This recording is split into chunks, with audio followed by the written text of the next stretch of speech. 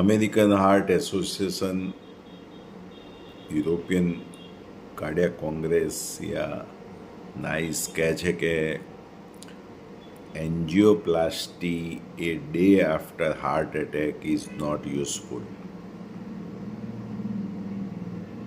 હકીકતમાં એન્જિયોપ્લાસ્ટી 120 મિનિટમાં ગોલ્ડન અવરમાં કરાવો તો જ તે ફાયદો ચેસ્ટ પેનમાં કરે.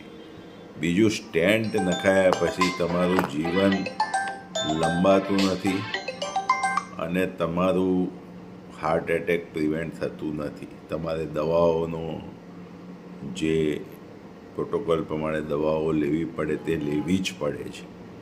એટલે સ્ટેન્ટ એ ફક્ત પેલિએટિવ ટ્રીટમેન્ટ છે. છતાં પણ અમુક ડૉક્ટરો સ્ટેન્ટના એટલા શોખીન હોય છે કે નાની નાની નળીઓમાં બ્લોકેજ શોધે કે જેમને દેખાય પણ નહીં કે 2.6 મિલીમીટરની ડાયાગોનલ બ્રાન્ચ હોય કે ઓબ્ચ્યુએચર માર્જિનલ બ્રાન્ચ હોય એમાં એ સ્ટેન્ટ નાખી દે. અલા ભાઈ, એમાં કંઈ જરૂર જ નથી હોતી.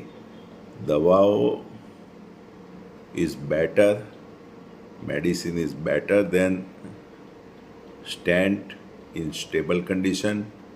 અને ઘણા લોકોને તો પગમાં સોજા આવે, હવે દેટ ઇઝ ગ્રેવિટેશનલ સોજા.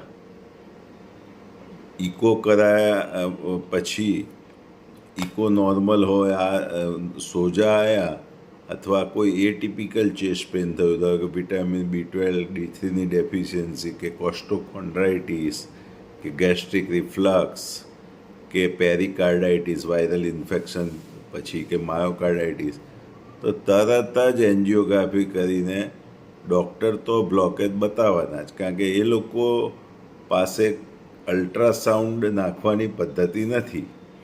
એક એન્જિયોગ્રાફી બહુ કોસ્ટલી પડે.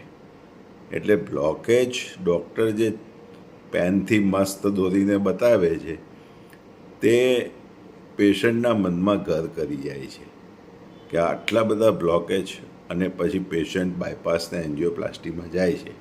પરંતુ હકીકતમાં એવું નથી હોતું.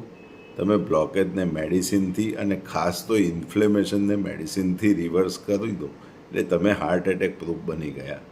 પછી તમારે રિવાસ્ક્યુલરાઇઝેશન, નેચરલ બાયપાસ માટે અને હાર્ટનું પમ્પિંગ વધારવા US FDA approved enhance external cardiac counter pulsation train doctor પાસે લેવી પડે, જેનાથી તમારું હાર્ટ મજબૂત થઈ જાય અને બાયપાસ સર્જરીમાંથી તમે બચી શકો.